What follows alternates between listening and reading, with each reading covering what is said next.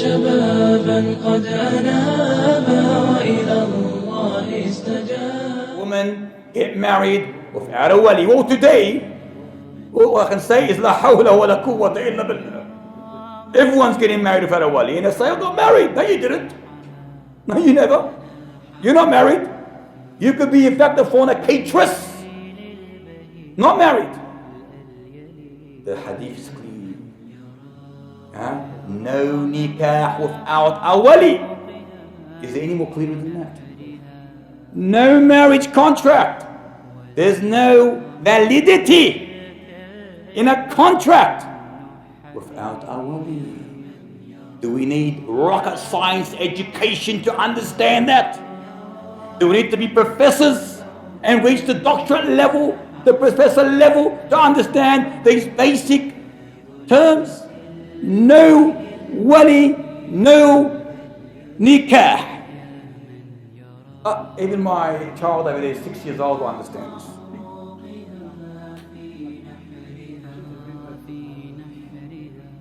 She has to have a wali.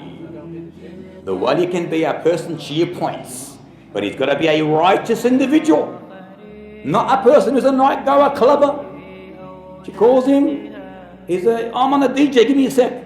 No. هذا اشتحوا بالبحر. They're going to go and toil the ocean. It's of no benefit. It's got to be a righteous individual. He can be the wali. فهمنا؟ لكم الله. Are you allowed to change your surname? Anyone? Can anyone change their surname? In a nutshell, Islamically, no, you cannot. You are not allowed to change your father's name, your family name. That is haram in Islam. We have a tradition today taken from the Christians. When a man marries his wife, she takes the name of his family. This is haram. It is not allowed in Islam. When Zayd was almost, you can say, like the adopted son of Muhammad sallallahu alaihi wasallam. So people started calling him Zayd ibn Muhammad. The Almighty Allah revealed a verse of light. Ud'uuhum li'abaihim. Call them only by their fathers. He immediately told us as a nation, no, Muhammad, this is not acceptable. Call them only by their father's name. So immediately his name was changed to his original name, Zayd ibn al-Harith, or Harith.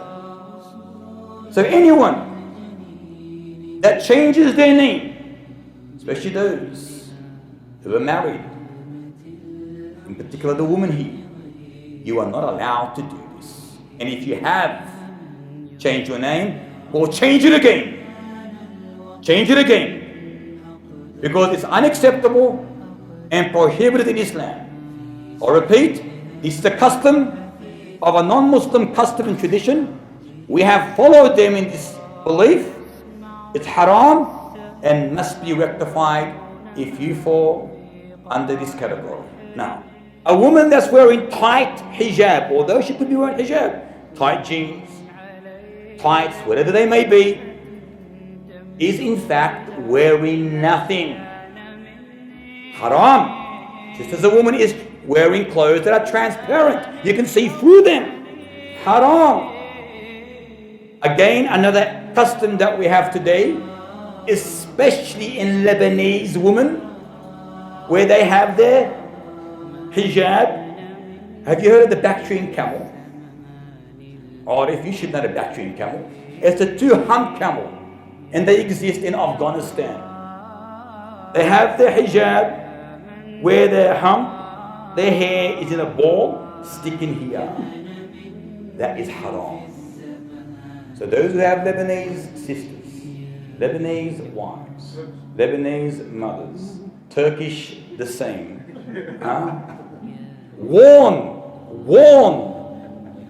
warn these individuals against this negative action. It is haram. You know, why does a woman wear hijab?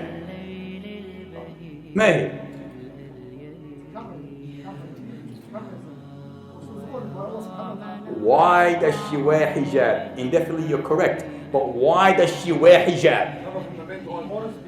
Good stuff, yeah. Is that Rabi'a said that? You said something good for change. In other words, but she still did. Basically, the reason is when she goes out of the house, she's actually saying to the people, look, don't look at me. I'm only for my husband. Don't look at me. So she must try her utmost to keep the eyes of men away from her. So this so-called today fashion hijab is a load of nonsense. It's imitation. It's not even hijab. It's not hijab. Not acceptable hijab. So don't be fooled by the name hijab. That's fashion, not hijab.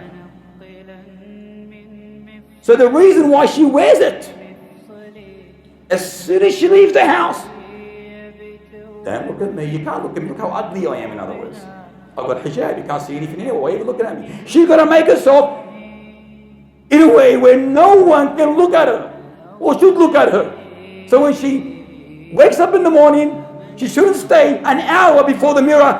Which hijab? What color? This color goes with this. What are you trying to do?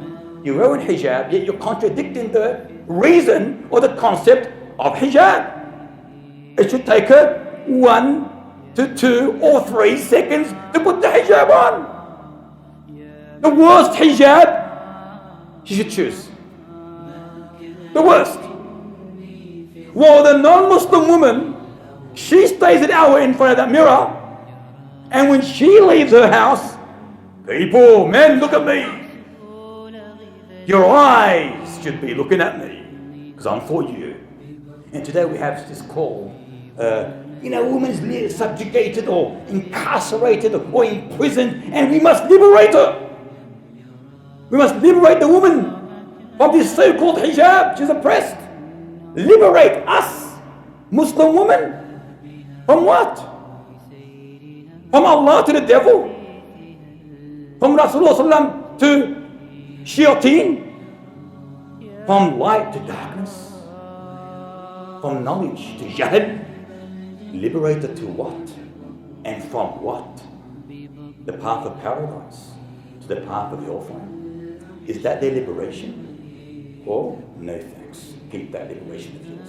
But you are nothing in front of them other than a commodity that they change, play, and harass as they please. That's what a woman has become to them. And we have fallen into their traps. We are not allowed to beautify ourselves. I'm talking about the woman here outside. The zina of a woman is kept for whom? For her husband, period. She is not allowed to exit the home with any makeup whatsoever. She cannot even wear a ring on her finger. She cannot wear anything that's a sign of beautification. Why would she wear makeup for outside? What's the purpose of it? When we said that hijab, the sole reason behind it is to keep the eyes of men away from you. So by wearing makeup, what happens? She's going to be a fitna, temptation, a problem, a major catastrophe, catastrophic. For whom? For you and I? No. So no, she cannot wear makeup. No. قد أنابا وإلى الله استجابا إن من يرجو الثواب لا يبالي بالصعاب.